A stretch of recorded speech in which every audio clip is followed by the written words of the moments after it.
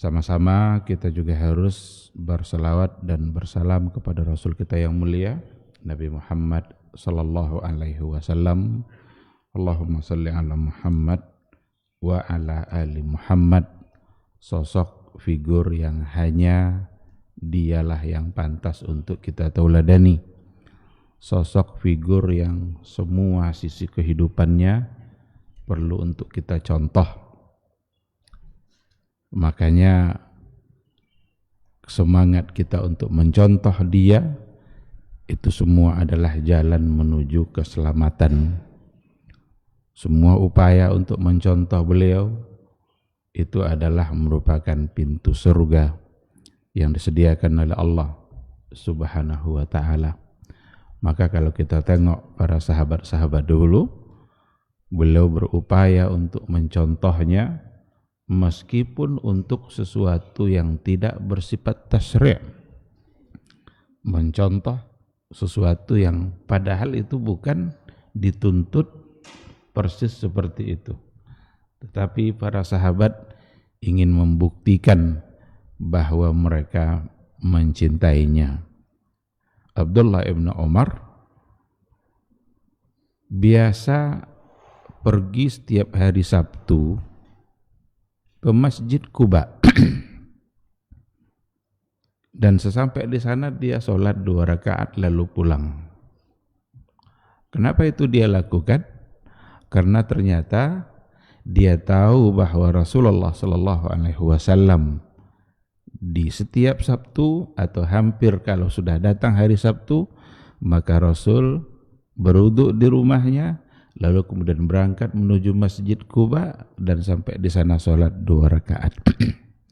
Padahal hari Sabtu untuk pergi ke Quba itu bukan sesuatu yang tasyri'. Apa buktinya? Buktinya nggak ada sahabat-sahabat lain yang ikut. Dia kalau sesuatu yang ditaklifkan hukum itu datang dari Nabi, sahabat pasti akan melaksanakannya. Tapi ternyata tidak. Hanya Ibnu Umar. Dan Ibnu Umar memang terkenal sebagai seorang sahabat yang ingin melakukan sesuatu yang jika Nabi pernah melakukannya. Apa yang dilakukan oleh beliau itu sebenarnya adalah semangat cinta. Semangat di dalam menunjukkan kecintaannya kepada Rasulullah sallallahu alaihi wasallam. Berjalanlah sahabat dari Mekah menuju Arafah sampai di satu tempat beliau berputar. Sahabat terus jalan. Ada yang nanya, kenapa putar-putar di situ? Apa jawaban Ibnu Umar? Saya pernah nampak dulu Nabi di sini mutar. Padahal itu bukan sesuatu yang tasyri'. Nah, oleh karena itu, kalaulah untuk yang bukan tasyri' saja sahabat diantaranya melakukan seperti itu, apalagi untuk hal-hal yang memang disyariatkan bagi kita untuk mengikutinya. Persoalan ibadah, bagaimana kita sholat, bagaimana kita haji, ini sekarang lagi musim haji, itu semua masuk dalam hadis khudhu anni manasikakum sallu kama ra'aitumuni usalli. Maka mudah-mudahan kita semua dimudahkan oleh Allah Subhanahu wa ta'ala untuk mentaati beliau, untuk istiqamah berada di atas sunnahnya sampai akhir hayat nanti. Mudah-mudahan di hari mahsyar kita bisa mendapatkan syafaat dari beliau atas izin Allah Subhanahu wa ta'ala. Ikhwati fillah, ma'asyaral hadirin wal hadirat rahimani Allahu wa iyyakum. Kita masih berada pada bagian akhir dari mukaddimah dari mukaddimah yang dijelaskan oleh pensyarah kitab Al-Qawaid Al-Arba'. Setelah beliau memberikan penjelasan tentang betapa pentingnya tauhid dalam kehidupan umat Islam. Sekaligus beliau ingin menjelaskan betapa bahayanya syirik bagi kehidupan umat Islam. Bahkan di sini dikatakan pada bagian terakhir yang kemarin sudah jelaskan, yang sudah kita jelaskan, la'allallaha ayyukhallisaka min hadhihi syabakah. Mudah-mudahan Allah menjaga kamu, membebaskan kamu min hadhihi syabakah, dari perangkap ini. Beliau mengibaratkan syirik itu bagaikan syabakah. Syabakah itu jaring, jejaring. Kalau orang mau nangkap ikan, maka ada jaringnya. Itu jaring penangkap itu, perangkap itu namanya dalam bahasa Arab syabakah. Nggak bisa ikan itu lepas. Bahkan dari sisi mana saja dia lewat, dia akan bisa terperangkap. Begitulah syirik itu, yang kalau seandainya kita tidak berhati-hati, maka bisa terperangkap masuk ke dalam perbuatan yang ternyata itu adalah syirik. Sementara syirik adalah merupakan dosa besar yang kalau seandainya pelakunya tidak bertaubat, maka Allah tidak akan mengampuninya. Innallaha la yaghfiru ayyushraka bihi wa yaghfiru ma duna dzalika liman yasha. Sesungguhnya Allah tidak akan mengampuni dosa syirik. Maksudnya jika dia tidak bertaubat. Tetapi Allah bisa mengampuni dosa-dosa yang lain bagi siapa yang dia kehendaki. Oleh karena itu, ikhwati fillah, ada sebuah hadis yang mengingatkan kita kepada harus berhati-hati dengan syirik. Dan Rasulullah SAW memberikan cara bagaimana supaya kita bisa terlepas atau selamat dari perangkap tadi. Kalaulah memang syirik itu bagaikan syabakah, bagaikan jejaring, bagaikan perangkap yang bisa menangkap siapa saja, yang kalau tidak berhati-hati, siapa tahu kita sudah kena. Siapa tahu tanpa kita sadari ternyata kita kena oleh perangkap tadi. Bagaimana solusinya? Apa jalan keluarnya? Inilah yang akan kita sampaikan insyaallah pada pagi ini berdasarkan kepada sebuah hadis Rasulullah sallallahu alaihi wasallam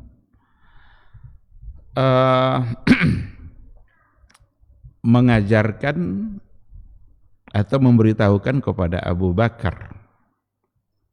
Apa kata Rasul kepada Abu Bakar?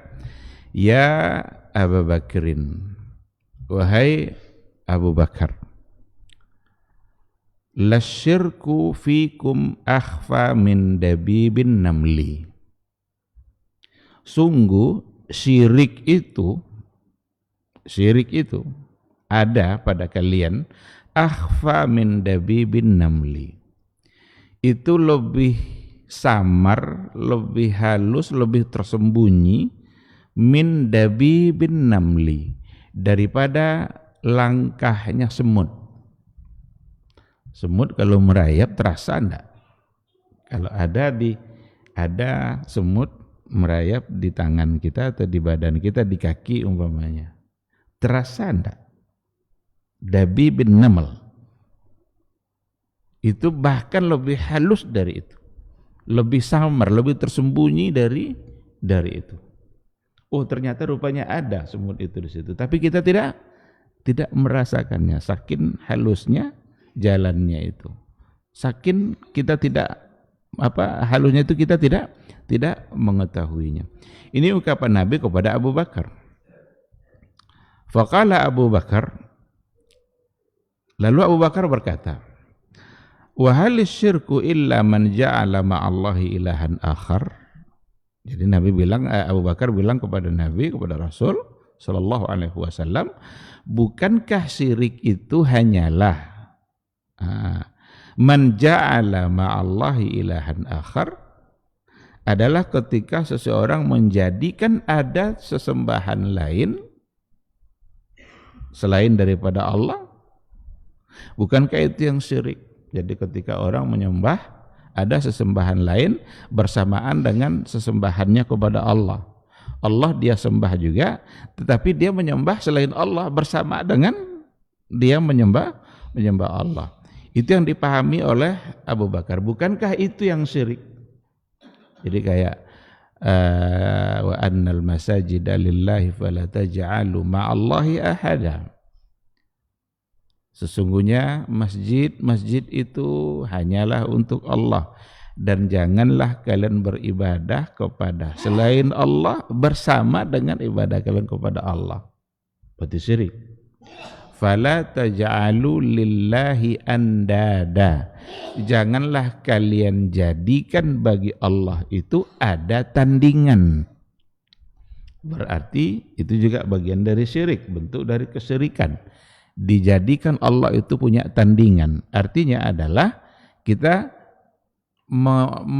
meyakini ada yang lain selain daripada Allah yang memiliki kekuatan yang sama atau kemampuan yang sama dengan Allah dalam mengabulkan doa, dalam memberikan keselamatan. Betapa banyak orang yang tersalah dalam hal ini.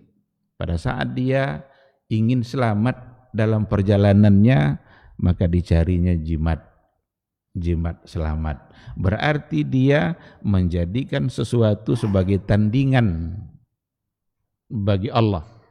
Karena keselamatan seharusnya hanya diminta dari Allah, sementara dia mencarinya dari tangkal-tangkal. Kalau ada orang yang ingin laris bisnisnya, maka dicari pula jimat-jimat pelaris. Kalau ada orang yang belum dapat jodoh, biar cepat jodoh itu datang, maka dicari pula mantra-mantranya. Padahal jodoh, umur, rezeki semua ada di tangan Allah. Maka ketika diberikan kepada yang lain, berarti itu bagian dari syirik. Maka Abu Bakar bilang, halis syirku illa man ja'ala ma'allahi ilahan akhar. Bukankah syirik itu adalah orang yang menjadikan bagi Allah itu ada sesembahan yang lain, ada yang dia sembah selain Allah.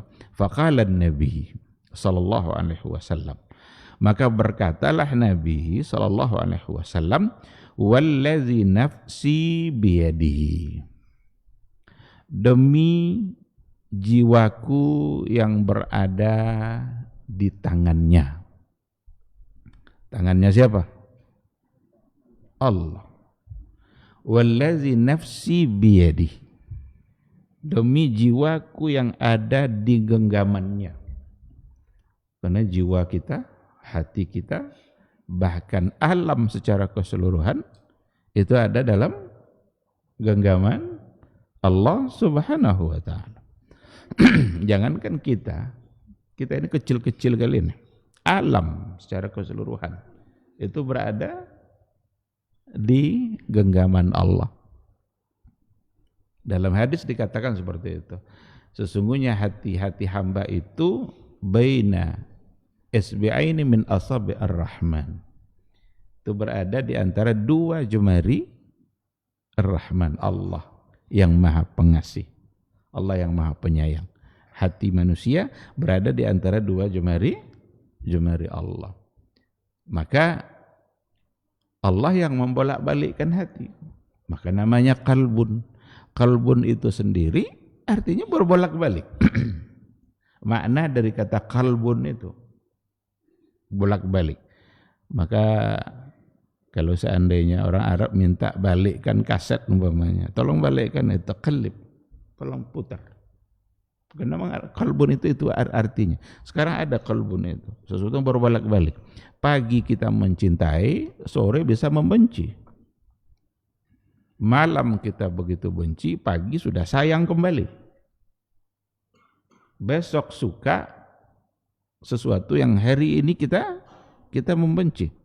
Itu semua adalah kerja hati. Oleh karena itulah Nabi menganjurkan untuk selalu berdoa, ya muqallibal qulub. Hai wahai yang menguasai hati, yang membolak-balikkan hati. Tsabbit qalbi ala al-iman. Tetapkanlah hatiku di atas iman. Kalaulah bukan karena Allah yang menetapkan hati di atas iman, barangkali iman kita sudah entah kemana-mana.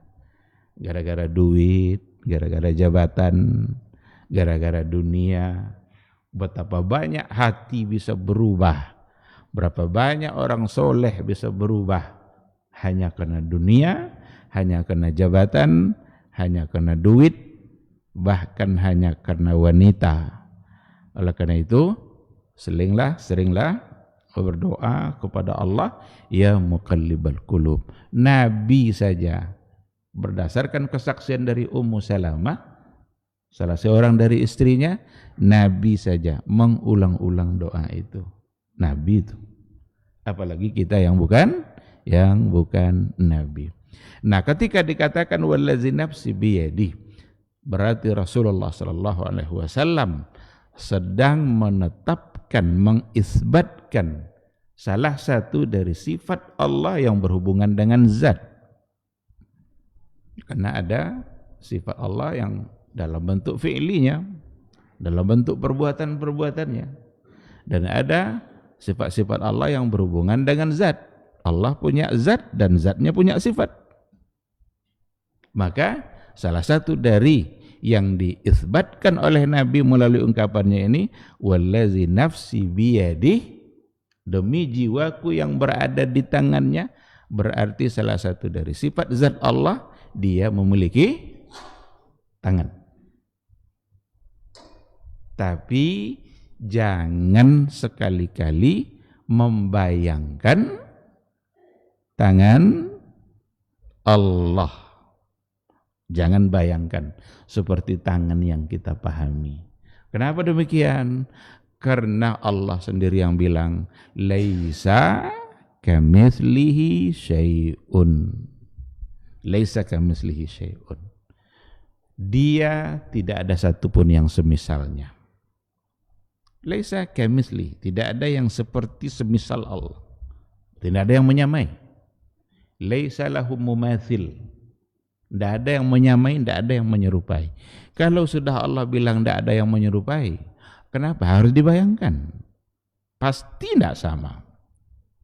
Inilah kata kunci di dalam mengimani sifat-sifat Allah, khususnya yang berhubungan dengan zat.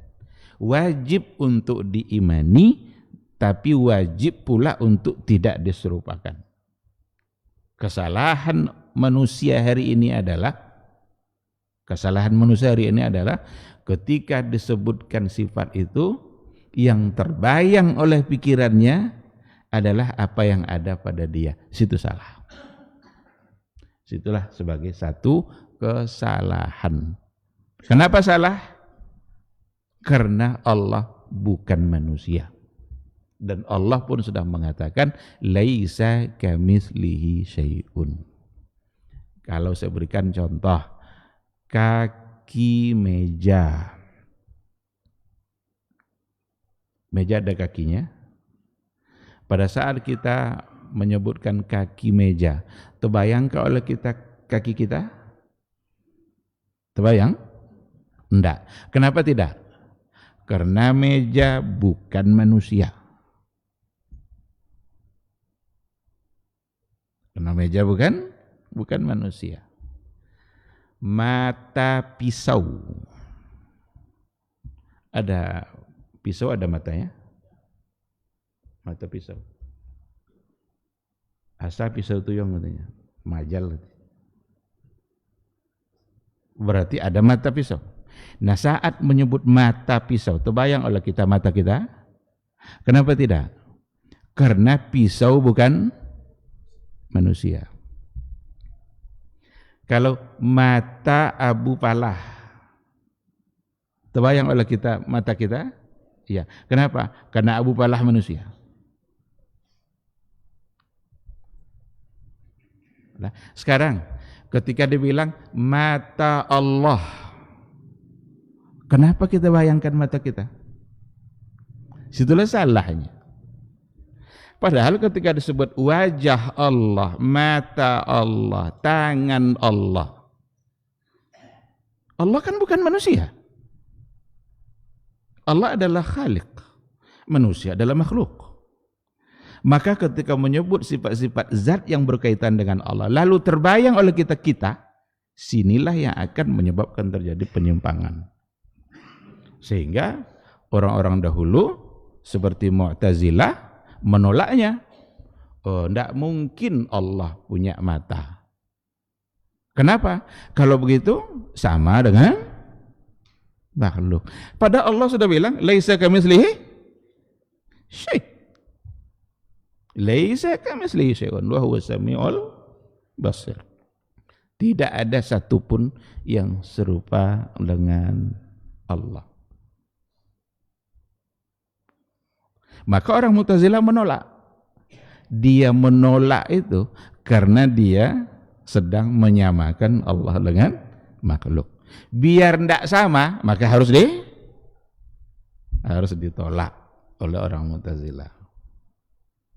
Kalau orang Asy'ariyah takwil, ditakwilkan. Oh, tangan, tidak mungkinlah tangan. Pada saat mengatakan tidak mungkin tangan, dia sedang membayangkannya sama dengan manusia. Agar tidak sama, maka perlu ditakwil.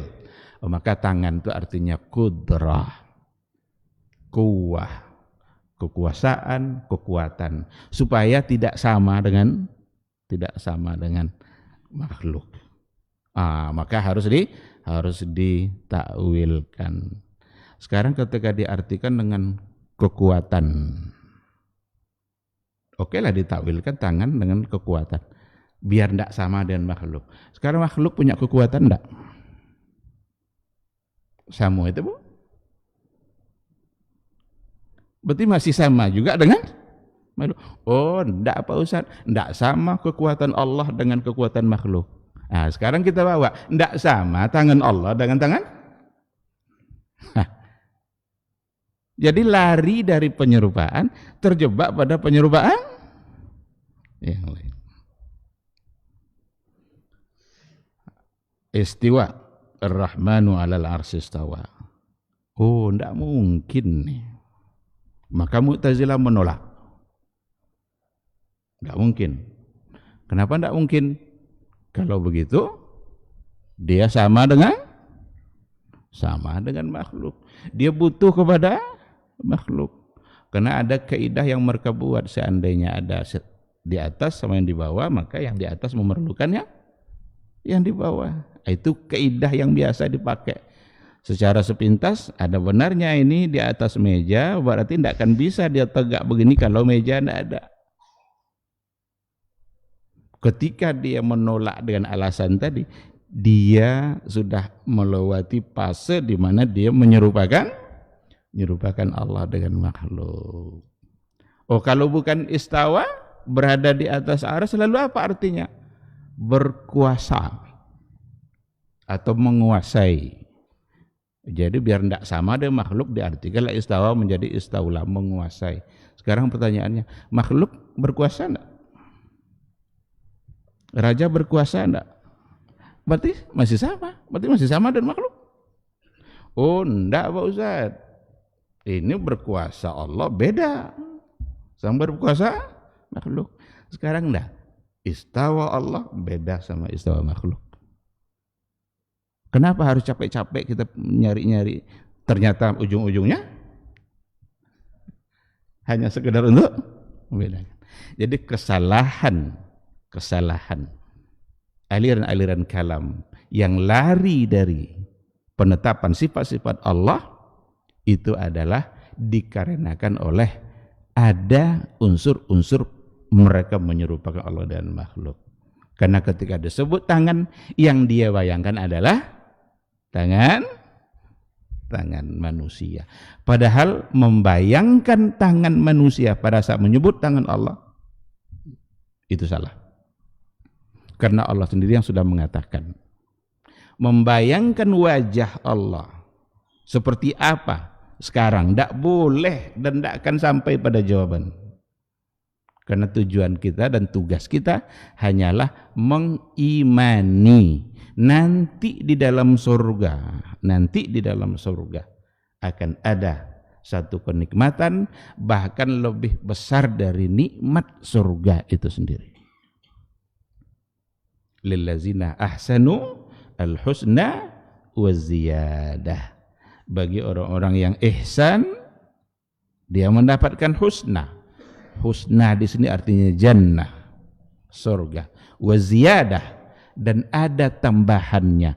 Apa tambahannya? Melihat kepada wajah Allah. Bahkan Rasul mengatakan nikmat melihat kepada wajah Allah itu lebih besar dari nikmat surga itu sendiri. Jadi jangan coba-coba tanya, jangan coba-coba tolak sifat Allah. Allah bilang punya wajah. Atau boleh juga ditanya orang-orang yang menolak Allah punya sifat tadi itu. Coba aja tanya. Tanyanya begini, benarkah kalian punya Rabb yang tidak ada wajah? Coba tanya itu. Benarkah kalian punya Rabb yang tidak punya tangan? Nah, benarkah kalian punya Rabb yang dia tidak istawa di atas arsy? Lalu di mana?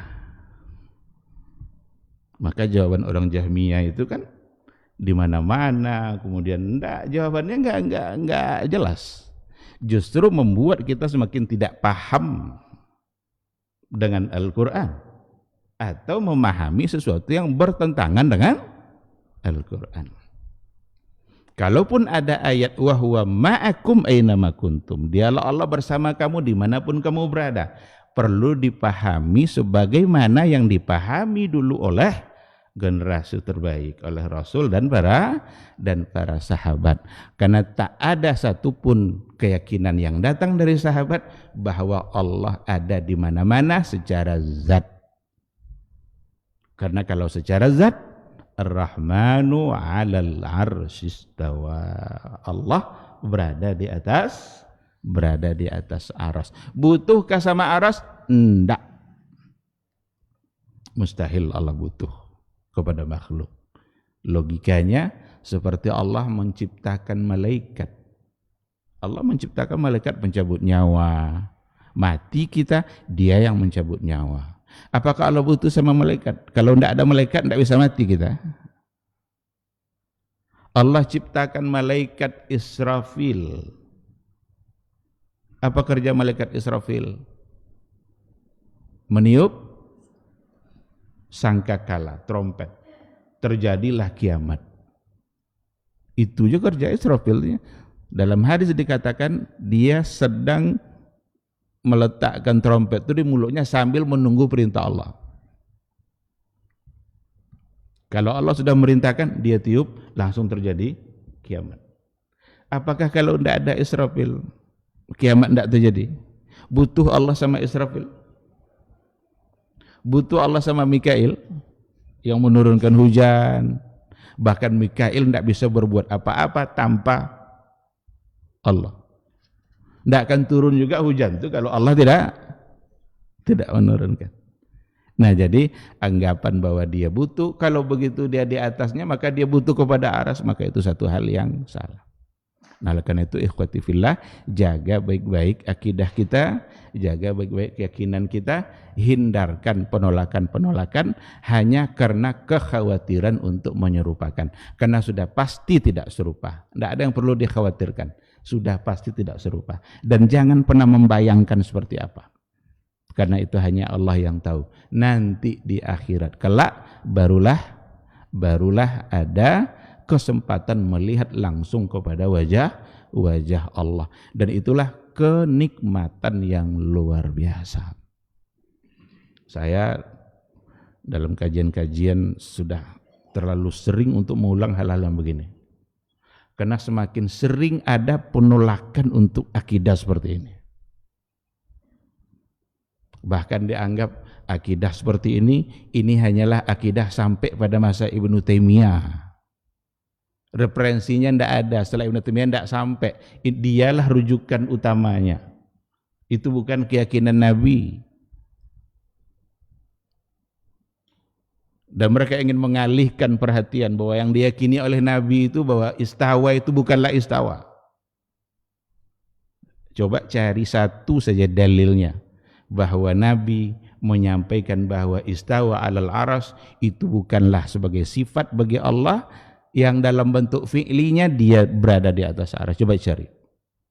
Kalau istawa itu artinya adalah istaula. Karena yang pertama kali memaknakan istawa dengan istaula itu adalah Al-Qadhi Abdul Jabbar dari Mu'tazilah. Dari kelompok Mu'tazilah. Dialah yang pertama. Lalu mau dianggap itu sebagai keyakinan Nabi. Allah tidak punya wajah, itu keyakinan Nabi. Tidak mungkin. Nabi aja berdoa kok, ya Allah izinkan saya nanti di akhirat kelak melihat kepada wajahmu yang mulia. Itu doa Nabi.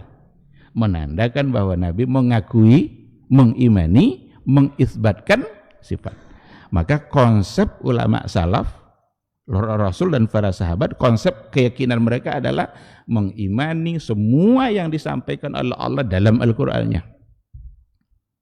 Dan mengimani semua yang disampaikan oleh Nabi dalam Al-Qur'annya. Harus diisbat. Dan pada saat yang sama mesti pula ditolak penyerupaannya.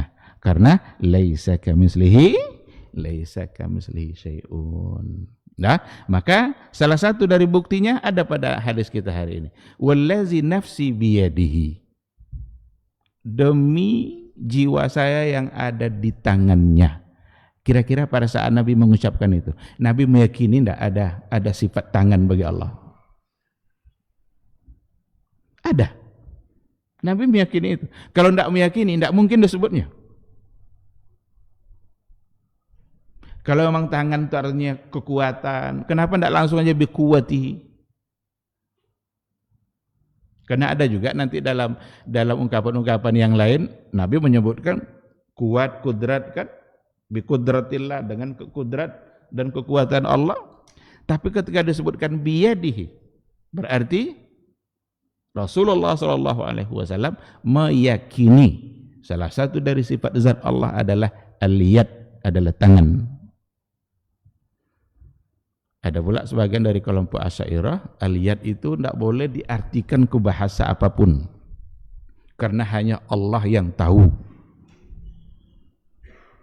Jadi wajah tidak boleh diartikan wajah. Yadullah tidak boleh diartikan tangan Allah, biarlah yad saja, hanya Allah yang tahu apa artinya. Itu juga keliru. Karena nanti betapa banyak ayat-ayat Al-Quran yang tidak dipahami. Padahal Quran semua sudah terang dan Nabi wafat ketika semua sudah jelas. Maka Nabi wafat, dah selesai tugasnya, dah selesai fungsinya. Nah kalau begitu diartikan, semua nanti yang berhubungan dengan sifat Allah tidak boleh diartikan karena hanya Allah yang tahu. Itu keliru. Yang diserahkan kepada Allah itu bukanlah arti terjemahnya, tetapi kaifiyah. Maka kalau ditemukan dalam penjelasan menyerahkan maknanya kepada Allah, makna yang ada di situ itu bukanlah terjemahan kata. Karena tidak mungkin orang Arab perlu terjemah lagi. Karena orang Arab pakai bahasa Arab, masa perlu terjemah? Maka tafwidul makna, karena ada yang takwil, ada yang tafwid. Tafwid di sini mereka salah. Apa salahnya? Menyerahkan arti kata kepada Allah. Tidak boleh kita artikan. Jadi yadun tidak boleh diartikan tangan. Lalu apa artinya? Hanya Allah yang tahu. Ini sangat keliru besar. Karena yang makna yang dimaksud di situ adalah tafsirnya, kaifiyahnya, bentuknya, caranya. Maka ada dalam kaidah fikih umpama menggunakan kata makna. Ada kaidah fikih bunyinya begini. Al-ibratu fit tasarrufat bil ma'ani bil maqasidi wal ma'ani. Ada kata makna di situ. Apakah makna di situ maksudnya adalah terjemah kata? Enggak. Jadi al-aslu fit tasarrufat bil maqasidi wal ma'ani, la bil alfazi wal mabani. Ada lagi bil alfaz. Maka kata ma'ani di sini bukanlah maknanya adalah terjemahan, karena ada alfaz di sini. Situ sebagai satu kekeliruan yang terjadi pada sebagian dari Asy'ariyah. Oleh karena itu, lagi-lagi kembali saja kepada akidah yang pasti, akidah yang benar dan yang paling mudah untuk dipahami, mengambil semua yang ada dalam Al-Quran karena Allah yang menceritakannya, Allah yang menyampaikannya. Jangan ditolak karena takut menyerupakan, karena sudah pasti tidak serupa. Sebab Allah juga mengatakan laisa kamitslihi syai'un. Baik. Lalu Abu Bakar mengatakan, demi jiwaku yang berada di tangannya, lasyirku akhfa min dabibin namal. Sungguh syirik itu lebih tersembunyi, lebih halus dari langkah semut. Ala adulluka ala syai'in idza qultahu zahaba anka qaliluhu wa kathiruhu. Inginkah engkau saya tunjukkan wahai Abu Bakar? Nah, ini kata Nabi, inilah solusinya. Inginkah engkau saya tunjukkan kepada sesuatu, idza qultahu, jika engkau mengatakannya, zahaba anka qaliluhu wa kathiruhu. Niscaya akan pergi darimu, hilang darimu kesyirikan itu, baik qalilnya, sedikitnya atau banyaknya. Jadi syirik itu ada yang sedikit, ada yang besar. Karena qaliluhu wa kathiruhu. Berarti ada syirik yang kecil, ada syirik yang sedikit. Tetapi yang namanya syirik di sisi Allah tetap saja besar. Kalau melihat keagungan Allah yang kita syirikkan itu, walaupun dibagi-bagi oleh para ulama kecil dan besar, jangan menganggap remeh yang kecil. Justru yang kecil itulah yang harus diwaspadai. Yang kecil itu yang harus kita berhati-hati. Maka kata Nabi juga, akhwafu ma akhafu ala ummati asyirkul asghar, asyirkul khafi. Yang paling saya takuti dari umatku itu adalah syirik kecil. Apa itu ya Rasulullah? Riya, adalah riya. Ini lebih halus lagi ini daripada jalannya semut. Betapa banyak orang yang terperangkap dengan riya itu. Amal solehnya banyak, sholat dia, puasa dia, berinfak dia, bersedekah dia, banyak amal solehnya. Tapi amal soleh itu bisa rusak oleh riya. Oleh sesuatu yang ternyata tujuannya bukan lagi hanya untuk Allah, tapi untuk tujuan-tujuan yang lain. Maka wajarlah ketika Nabi mengatakan akhfa min dabibin namli, itu lebih tersembunyi dari langkah semut pada saat berjalan, lebih samar. Pada zaman kita hari ini, yang samar itu tidak lagi hanya yang kecil-kecil, yang besar-besar yang sudah nyata-nyata syirik pun ingin dianggap itu sebagai sesuatu yang tidak syirik. Padahal nyata-nyata sebagai sebuah kesyirikan. Contoh yang biasa kita sebut itu meminta-minta kepada orang yang ada dalam kuburan. Oh, enggak Pak Ustaz, kami enggak minta sama dia. Kami hanya mendoakan dia. Kami enggak minta. Alhamdulillah kalau begitu. Kita tidak sedang bicara orang yang ziarah lalu mendoakan ahlul kubur. Karena kalau ziarah lalu mendoakan ahlul kubur, Nabi biasa ziarah. Malam-malam Nabi pergi ke Baqi'. Assalamualaikum ya ahlad diyar minal muslimina wal muslimat wa inna insyaallahu bikum lahiqun. Selamat bagi kalian. Itu berarti doa. Datang untuk mendoakan, tidak ada persoalan. Kami tidak Pak Ustaz, kami tidak minta sama dia. Alhamdulillah kalau begitu. Berarti bukan Anda yang sedang kita bicarakan. Yang sedang kita bicarakan adalah, dan harus kita hindarkan perbuatan itu. Ketika datang ke kuburan-kuburan, kiai-kiai, orang-orang keramat, orang-orang soleh, lalu sampai di sana, tidak lagi mendoakan yang dalam kubur, tapi justru meminta kepada orang-orang yang ada di dalam kubur. Dan itu ada, tak bisa dipungkiri. Banyak yang sudah viral sekarang, kan zaman sekarang kan mudah kita untuk tahu apa aja, apa yang mereka lakukan. Nah, dicium-cium batu nisannya, minta, wahai kiai, ini ada yang belum punya jodoh nih, tolong cepatkan jodohnya. Bukankah itu meminta? Itu namanya meminta, namanya kalau gitu tuh. Itu yang ingin kita ingatkan. Bukan pula langsung menuduh pelakunya musyrik kafir.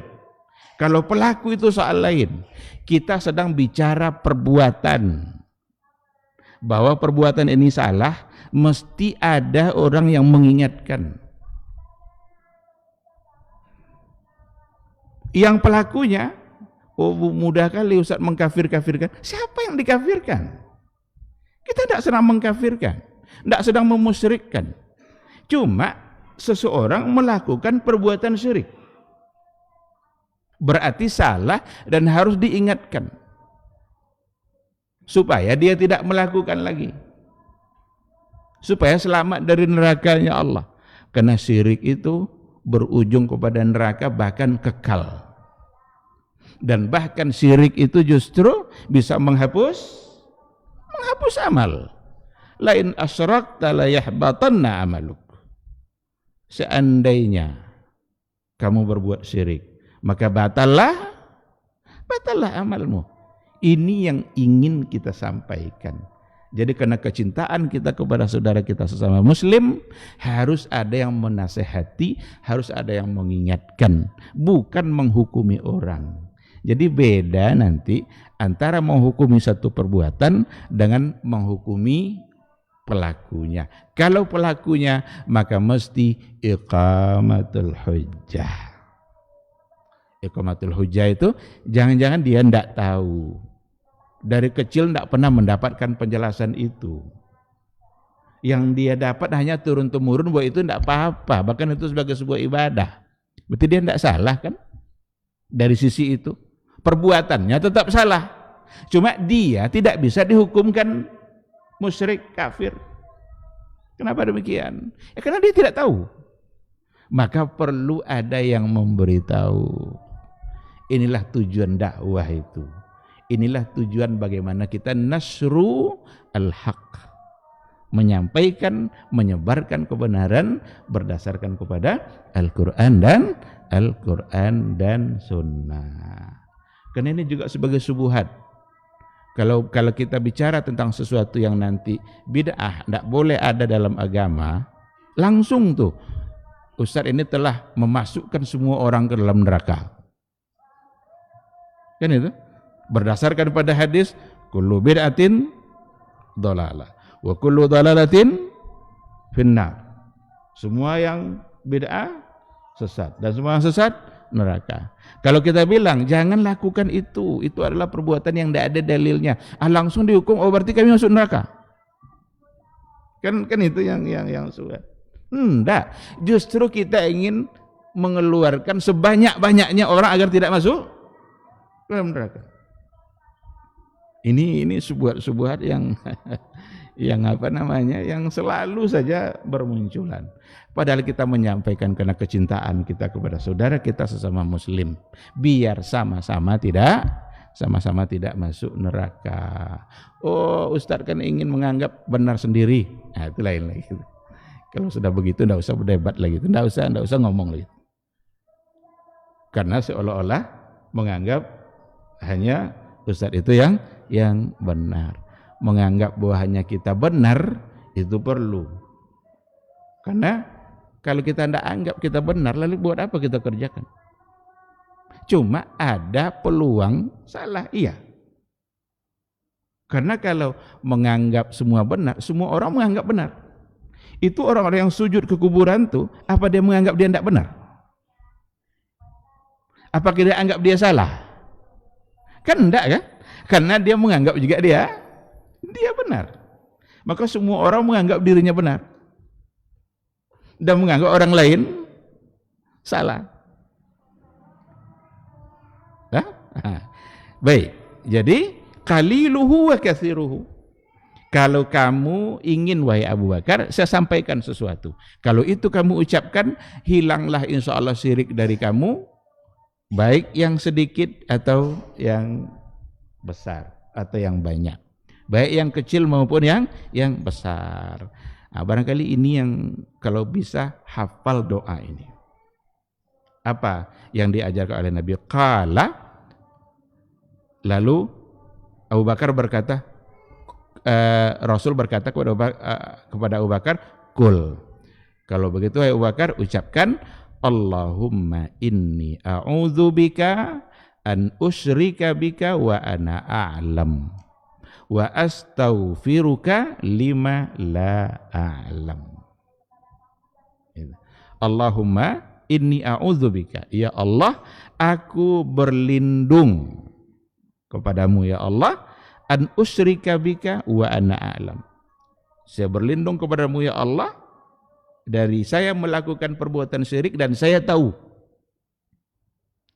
Wa astaghfiruka, dan saya memohon ampun kepadamu ya Allah, lima la a'lam, bagi perbuatan syirik yang saya tidak tahu. Kan tadi akhfa min dabibin namal, lebih samar, lebih tersembunyi daripada langkah semut. Mungkin saja kita tidak tahu, ternyata kita sudah terjebak pada perbuatan kesyirikan itu. Mungkin kecil, karena kecilnya itulah barangkali kita tidak tahu. Maka wa astaghfiruka lima la a'lam, saya memohon ampun untuk sesuatu yang saya tidak tahu. Maka dalam doa ini terkandung padanya perlindungan kita kepada Allah pada dua hal: berlindung dari perbuatan syirik yang saya tahu, dan memohon ampun kepada Allah dari perbuatan syirik yang saya tidak tahu. Allahumma inni a'udzubika an usyrika bika wa ana a'lam wa astaghfiruka lima la a'lam. Ini Nabi yang mengajarkan Abu Bakar, dan siapa yang tidak kenal dengan Abu Bakar?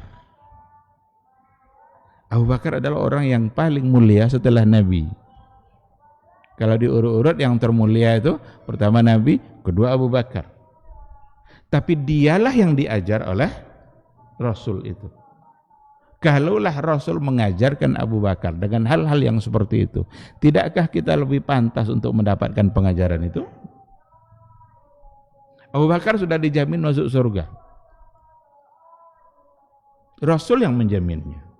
Tapi dialah yang diajar oleh Nabi itu. Berarti orang terbaik umat ini masih saja ada peluang untuk terjebak padanya. Maka diajarkan doa ini. Maka kita jauh lebih membutuhkan doa ini daripada Abu Bakar sendiri. Ikhwati fillah, maka hadis ini merupakan bagian-bagian terakhir dari mukaddimah.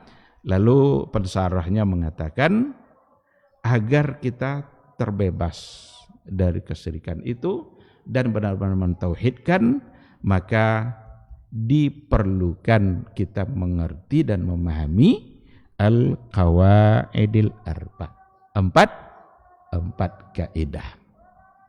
Nah, inilah nanti insya Allah yang akan kita bahas satu persatu, empat kaidah itu.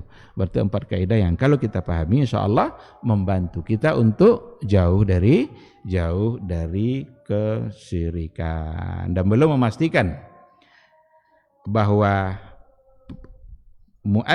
musannif yang qawaidul arba ini itu menulisnya berdasarkan kepada Al-Quran dan Sunnah. Sebab dia mengatakan wadzalika bima'rifati arba'i qawaida zakarahallahu ta'ala fi kitabih. Dan demikian itu adalah dengan cara mengenali 4 kaidah yang disebutkan oleh Allah dalam kitabnya, dalam Al-Quran. Apa makna disebutkan Allah dalam Al-Quran? Bukan berarti kaidah itu secara lafzi ada dalam Quran. Bukan itu maksudnya.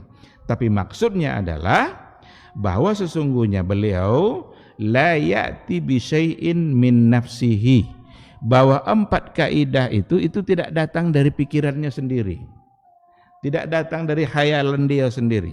Wa innama, dan hanya saja yajma' linnasi ma ja'a fil Qur'ani wa ma ja'a fi sunnatin nabiyil karim. Hanya saja beliau menghimpunkan bagi banyak orang, bagi manusia termasuk kita, dihimpunnya dalam bentuk kaidah apa yang datang dalam Al-Quran dan apa yang datang dalam sunnah Nabi yang mulia. Oleh karena itu kaidah yang 4 itu semua berdasarkan kepada Al-Quran dan sunnah. Tak satu pun hasil dari pikirannya sendiri, mesti diramu dan diambil dari apa yang ada di dalam Al-Quran. Dan ternyata begitulah kebiasaan ulama-ulama terdahulu. Begitulah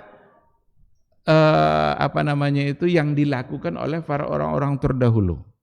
Beliau melakukan hal yang sama yang dilakukan oleh ulama-ulama terdahulu. Maka ada ungkapan dari Ibnu Abil Izz rahimahullah. Apa kata beliau? Kaifa yuramul usul ila ilmil usul bighairi ittiba'i ma ja'a bihir rasul. Bagaimana mungkin kita mencapai sampai kepada ilmil usul, sampai kepada pondasi ilmul usul. Usul itu ya usuluddin. Bagaimana kita bisa sampai kepada mengetahui pondasi-pondasi agama bighairi ittiba'i ma ja'a bihir rasul, tanpa mengikuti apa yang datang dari Rasul. Itu ungkapan dari Al-Izz Ibnu Abil Izz Al-Hanafi. Ada ungkapan dari Syekhul Islam Ibn Taimiyah yang sering difitnah itu. Ulama yang sering difitnah itu adalah Syekhul Islam Ibn Taimiyah. Ada yang menuduhnya kafir, ada yang menuduhnya ini. Bahkan yang saya sampaikan dari awal tadi dianggap sebagai sebuah kesesatan karena berakhir pada Ibnu Taimiyah. Dan tidak ada sanadnya setelah itu. Dia mengungkapkan begini. Dan ungkapan itu adalah sebuah kebohongan. Tidak benar.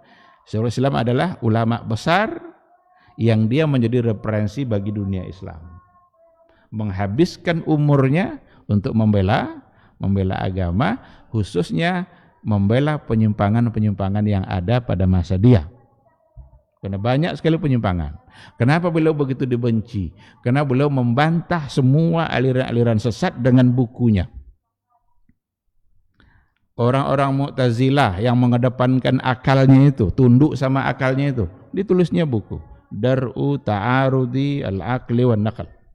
Berjilid-jilid untuk menolak. Ada pula datang Syiah dengan kesesatannya. Beliau tulis pula Minhajus Sunnah. Ada Qadariyah, ada aliran ini, ada Asy'ariyah, semua dibantah dengan bukunya, dengan sangat ilmiah, dengan sangat berdalil. Maka banyak orang benci. Orang kalau dibantah secara itu tentu kalau nggak bisa melawan tentu membenci lagi. Maka disebarkanlah isu-isu macam-macam yang disebarkan kepada Syekhul Islam Ibn Taimiyah. Jadi kalau seandainya ada nanti orang-orang yang bilang Ibn Taimiyah itu sesat, kafir, itu justru dialah yang mengkafirkan orang. Dan dia menuduh orang lain untuk suka mengkafirkan. Itu tuduhan yang tidak benar. Karena beliau menjadi referensi bagi dunia Islam. Bahkan tidak sempurna pustaka di rumah seseorang kalau seandainya belum punya kitab-kitab yang ditulis oleh Syekhul Islam Ibn Taimiyah. Bahkan dia menjadi salah seorang dari mujaddid, pembaharu Islam. Apa kata beliau? Man faraqad dalil dhallas sabil. Barang siapa yang menyelisihi dalil, dhallas sabil, dia akan tersesat di jalan. Jadi siapa yang meninggalkan dalil, dhallas sabil, sesat di jalan. Wala dalila illa bima jaa bihir rasul. Dan tidak ada dalil kecuali apa yang datang dari Rasulullah sallallahu alaihi wasallam. Kadang-kadang kalau tidak dipahami secara baik, kadang dipelintir juga nih. Masa dalil itu hanya yang datang dari Rasul, berarti tidak ada Quran. Nah, Quran siapa yang nyampaikan? Kan Rasul. Berarti Quran juga bukan Al-Quran itu datang dari Nabi, tapi kan tidak akan sampai ke kita kalau Nabi tidak menyampaikan. Maka ketika dikatakan la dalila illa bima jaa bihir rasul, bukanlah maksudnya hanya sunnah saja, tetapi semua yang disampaikan oleh Rasulullah, termasuk diantaranya Al-Quran dan hadis. Ikhwati fillah, ma'asyiral hadirin wal hadirat, rahimani Allahu wa iyyakum. Ini barangkali yang menjadi materi kita sebagai penguat dalam mukaddimah ini. Beliau ingin menguatkan pentingnya kita membahas 4 kaidah yang berhubungan dengan akidah dan tauhid. Mudah-mudahan dengan 4 kaidah itu kita bisa terhindar dari penyimpangan dalam berakidah, dalam meyakini Allah, dalam mengimani sifat-sifat Allah Subhanahu wa taala. Terima kasih. Mudah-mudahan dapat dipahami insyaallah. Seandainya ada pertanyaan, silakan. Kalau tidak, kita akan tutup insyaallah.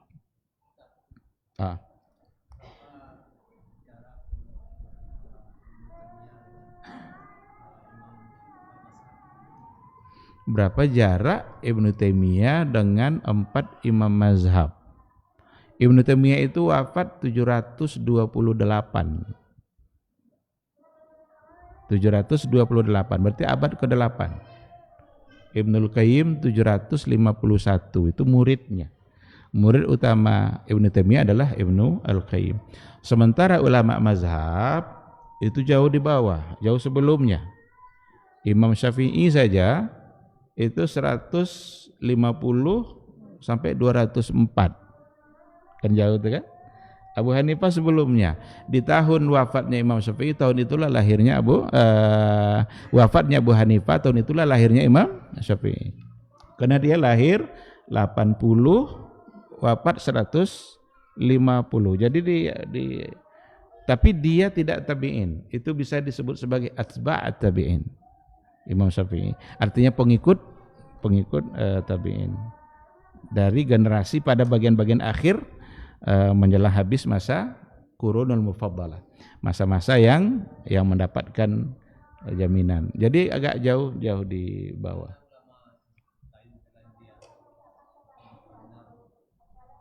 Selain Ibnu Taimiyah banyak ulama, cuma yang paling menonjol adalah dia.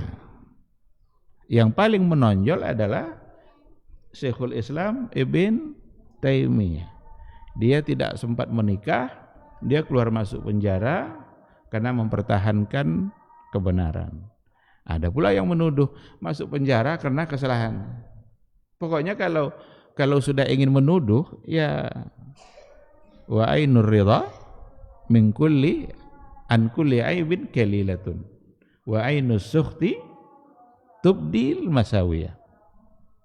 Kita kalau sudah ridha, kalau kita sudah suka, tidak ada lagi salahnya. Tapi kalau kita sudah benci, selalu saja ingin mengungkit, semua bisa menjadi buruk.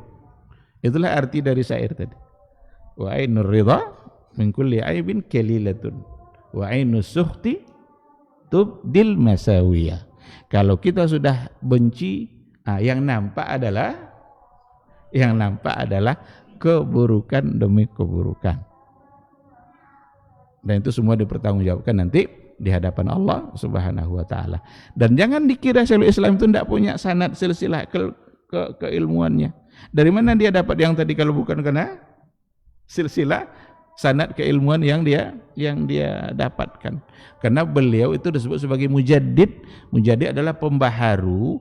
Pembaharu berarti meluruskan kekeliruan yang ada pada zaman dia.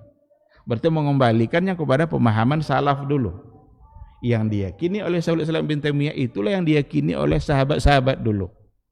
Mengisbatkan sifat Allah bila tasbihin wala tamsilin wala takyifin, tanpa diserupakan, tanpa disamakan, dan tanpa dicarikan kaifnya, kaifiyahnya. Bagaimananya itu bukan urusan kita. Allah berbicara enggak? Allah berbicara.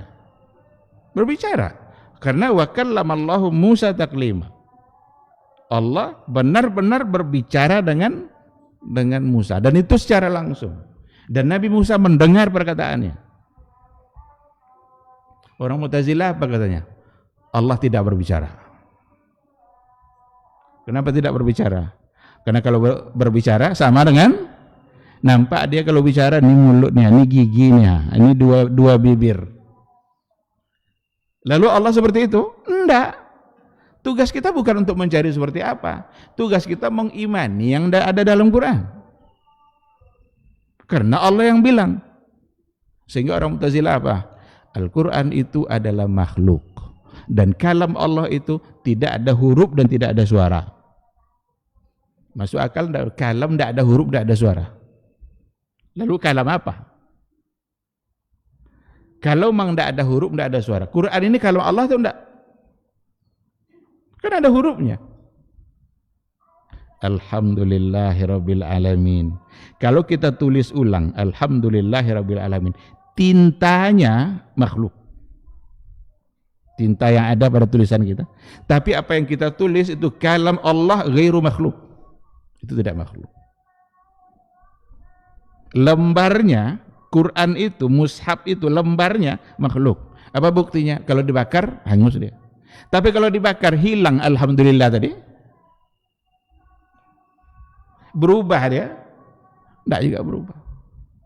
Maka Al-Quran kalamullah. Ini yang diyakini oleh Nabi dan para sahabat. Dan tidak pernah dulu ada perdebatan Quran itu makhluk atau tidak makhluk. Kenapa? Mereka tidak banyak nanya. Yang sudah paham itu ya udah dipahami, diyakini. Kenapa sudah mulai banyak nanya? Itulah ilmu kalam. Kalam itu kan banyak cerita. Kalam apa berarti kalam? Berbicara kan, jadi ngomong aja, berdebat terus.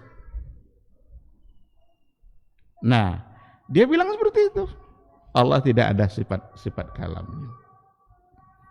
Bahkan dia masuk dalam kategori mu'attilah. Mu'tazilah itu mu'attilah. Apa arti mu'attilah? Mengosongkan Allah dari sifat-sifat. Nah, karena itu apa yang diyakini oleh Syekhul Islam Ibn Taimiyah itu bukan dari pikiran dia. Beliau justru meluruskan penyimpangan-penyimpangan yang terjadi pada masa dia, karena semua penyimpangan ada. Itu kesesatan para wali pada masa Ibn Taimiyah itu luar biasa. Penyimpangan wali-wali itu bukan sekarang itu. Ada orang bisa terbang, ada orang bisa lewat di atas air. Ada orang tidak bisa dibakar sama api. Diujilah sama Ibnu Taimiyah itu, orang tidak bisa dibakar pakai api. Buat sini katanya. Disiramnya pakai air. Menjerit dia. Karena sudah ada sihir yang dimain-mainkan, dirubah-rubah. Api berubah jadi ini, air berubah jadi. Disiram sama beliau dengan air. Justru dia seolah-olah kebakaran.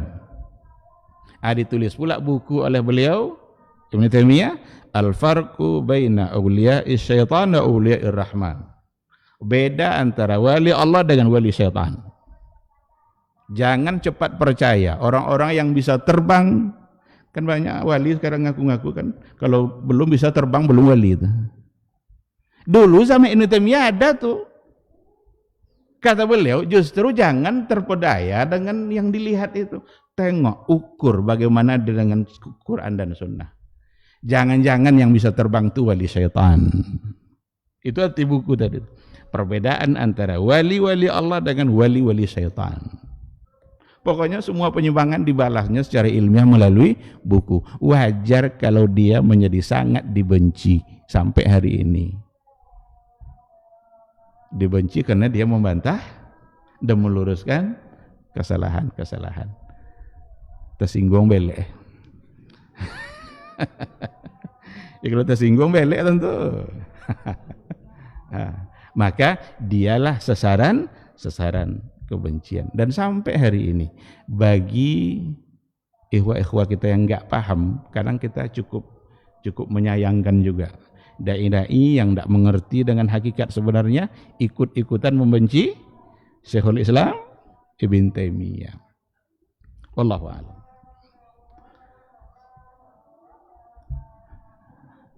Baik, ada? Silakan.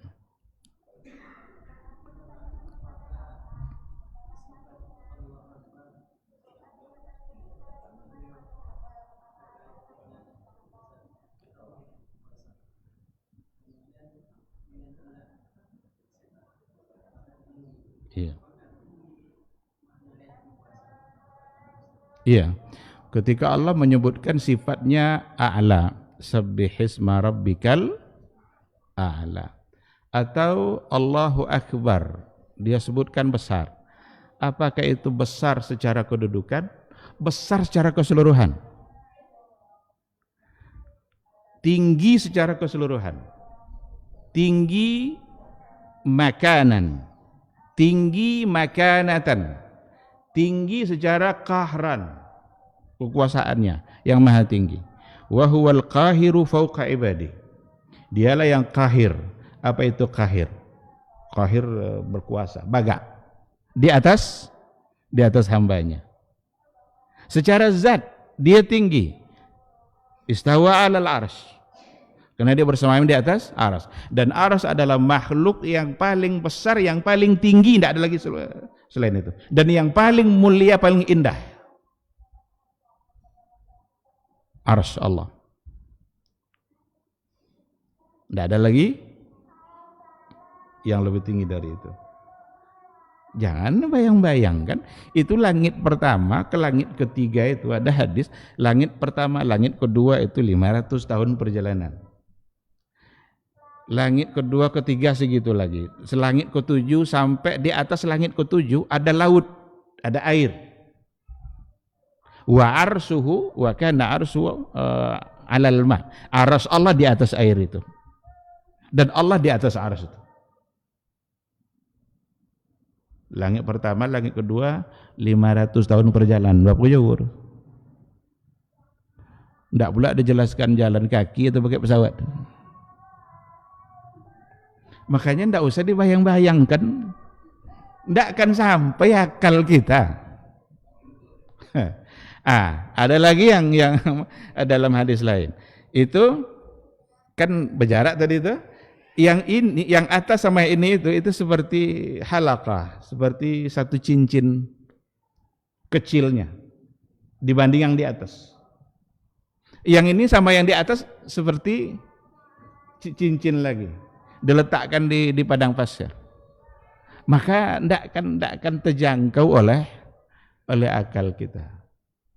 Dan aras itu kan dalam doa pagi apa? Wa zinata arsy, subhanallah wa bihamdi, adada khalqi wa zinata arsy, wa zinata arsy, ya kan? Zinata arsy, dan keindahan arsy. Maka yang paling indah dari semua makhluk adalah arsy. Itu dalam doa-doa yang diucapkan. Dan wa kana arsyu 'alal ma, dan arsy Allah itu berada di atas air. Langit ketujuh, membayangkan di atas langit ketujuh ada laut, terbayang enggak? Terus kita memikirkan Allah pula.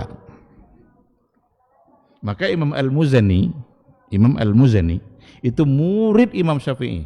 Siang malam dia sama Imam Syafi'i.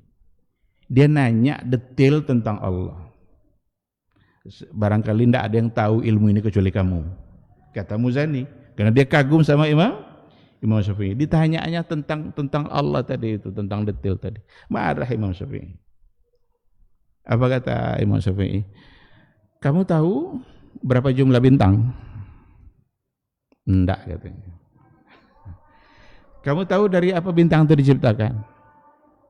Enggak. Sesuatu yang kamu nampak oleh matamu, kamu enggak tahu. Sekarang kamu ingin menanyakan tentang Allah katanya. Lalu diuji oleh Imam Syafi'i Al-Muzani tentang masalah wudu. 4 perkara ditanya oleh Imam Syafi'i tentang wudu. Ini apa hukumnya? Enggak tahu. Semua jawaban tidak tahu. Kamu menyibukkan diri untuk bertanya tentang hal yang tidak perlu kamu tanyakan, sementara wudu saja kamu tidak paham. Tanya tentang wudu tidak paham. Sekarang mau nanya tentang Allah. Itu Al-Muzani. Dan kalau mau tahu akidahnya Imam Syafi'i, ambil dari Al-Muzani. Saya baru kemarin dapat buku kecil. Mudah-mudahan kalau tamat nih nanti kita bisa baca itu. Ditulis oleh Imam Al-Muzani. Di situ beliau menyampaikan akidahnya. Dan akidah beliau sama dengan Imam Syafi'i. Maka orang-orang Mu'tazilah, Asy'ariyah tidak akan pernah menjadikan buku itu sebagai rujukan. Karena tidak sama dengan akidahnya. Bahkan mereka menuduh Imam Syafi'i termasuk orang yang tidak percaya bahwa Ar-Rahmanu 'alal 'arsy istawa. Padahal 4 imam mazhab semua dengan akidah yang sama.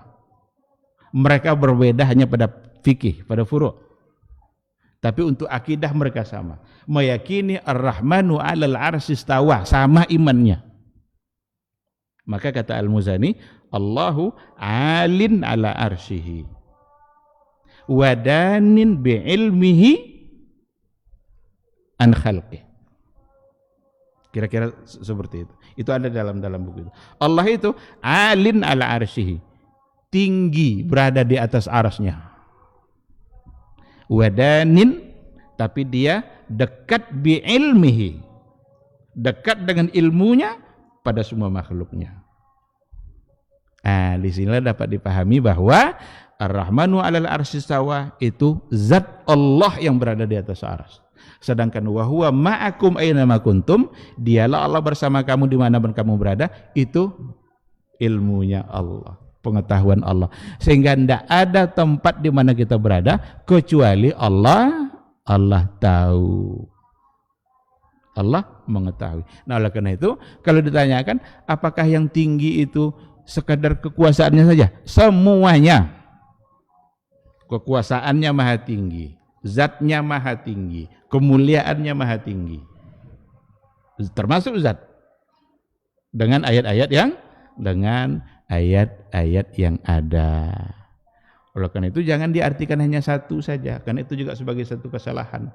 Ketika ada hadis jariyah, seorang nabi nanya kepada budak perempuan, "Aina Allah?" Di mana Allah? Dia bilang fis sama. Ada yang mengatakan Nabi tidak sedang menanyakan tempat, tapi Nabi sedang menanyakan kedudukan. Kedudukan Allah tidak perlu ditanyakan. Kalau kedudukan Allah masih ditanyakan, Allah lebih mulia dari ini, itu kita sedang menghina Allah. Karena tidak pantas untuk disandingkan. Maka ada syair, alam tara anna sayfa tankusu qadruhu iza qulta inna sayfa amda minal asa. Inna sayfa amda minal asa. Sungguh pedang itu akan berkurang artinya kalau kamu mengatakan bahwa pedang ini lebih tajam dari tongkat.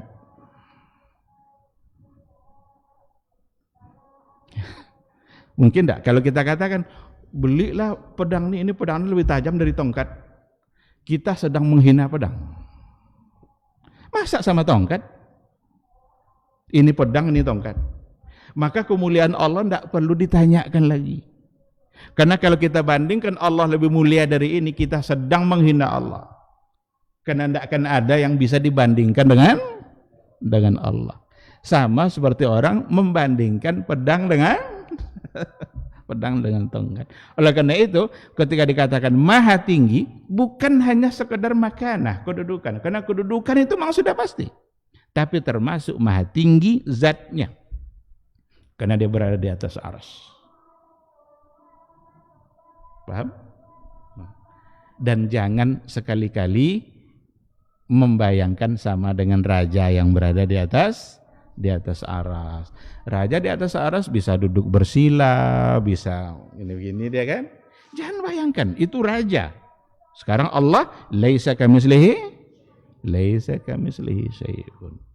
Seperti apa? Wallahu a'lam. Hanya Allah yang tahu. Nabi tidak menyampaikan. Kalau Nabi tidak menyampaikan, berarti tak perlu untuk dicari tahu. Cukup diimani saja. Dan sahabat tidak bolak bertanya. Sahabat itu orang yang kalau dia tidak paham, pasti nanya. Makanya ada ayat yas'alunaka. Kenapa ada ayat yas'alunaka? Mereka bertanya kepadamu, mereka bertanya. Karena mereka ingin paham. Keingintahuannya para sahabat itu luar biasa dalam beragama.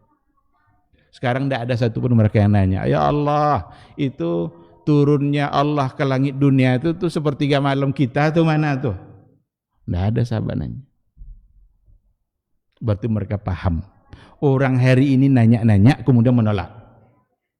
Itu sepertiga Amerika atau sepertiga Saudi? Berarti turun terus Allah. Kalau Allah turun kosong aras. Mulai mempertanyakan. Pertanyaan itu hanya muncul pada pikiran orang yang menyamakan Allah dan makhluk. Karena yang terbayang oleh dia adalah raja yang turun dari singgasananya. Padahal Allah bilang laisa kamitslihi syai'un. Jadi membayangkan Allah tidak akan sampai akal kita. Maka Imam Syafi'i marah pada Al-Muzani, jangan diurus dunia, tidak perlu diurus dunia. Wudu'nya tidak jalan. Maka dahulukan pengetahuan yang penting, ini cukup untuk diimani. Wallahu subhanahu wa ta'ala a'lam. Baik, ikhwati fillah, ma'asal hadirin wal hadirat, rahimani Allah wa iyyakum. Saya kira kita cukupkan sampai di sini. Maka pertemuan yang akan datang insyaallah kita masuk pada kaidah. Dan kita sudah bisa memulai al-qaidatul ula, kaidah yang pertama. Semoga Allah senantiasa memberikan kita taufik dan inayahnya untuk tetap istiqamah dalam belajar, mempelajari sunnah Nabi, mempelajari akidah yang benar, dan kita diberikan kemampuan untuk istiqamah berada di atas al-haq itu. Amin, amin ya rabbal alamin. Subhanakallahumma bihamdika asyhadu an la ilaha illa anta astaghfiruka wa atubu ilaik. Wassalamualaikum warahmatullahi wabarakatuh. Ibadahnya seorang hamba kepada Allah tidak mengenal waktu dan tempat. Kapanpun, dimanapun, dia harus beribadah kepada Allah Subhanahu wa ta'ala. Harga diri seorang mukmin itu di sisi Allah lebih besar daripada kehormatan Ka'bah sendiri. Nah, nikmat seorang mukmin lebih besar daripada itu. Man amila li akhiratihi kafahu Allahu amra dunia. Barang siapa yang beramal untuk akhiratnya, Allah akan cukupkan baginya urusan dunianya. Berjuang dengan harta untuk membela agama Allah Subhanahu wa taala, hendaklah menjadi penopang terhadap dakwah ini. Bukan sebaliknya yang menghalangi dakwah ini, tapi jadilah keluarga muslim yang menopang dakwah Islam. Kenikmatan dunia ini lebih remeh dari sekedar sayap seekor nyamuk. Tidak patut bagi seorang yang beriman bersedih ketika tidak mendapatkan kenikmatan dunia. Nabi SAW katakan, la tahkiranna 'anil ma'rufi syai'a walau an talqa akhaka biwajhin tariq. Jangan kamu pandang remeh suatu kebaikan walaupun sedikit. Apa sedikitnya? An talqa akhaka biwajhin tariq, muka senyum kepada saudaramu.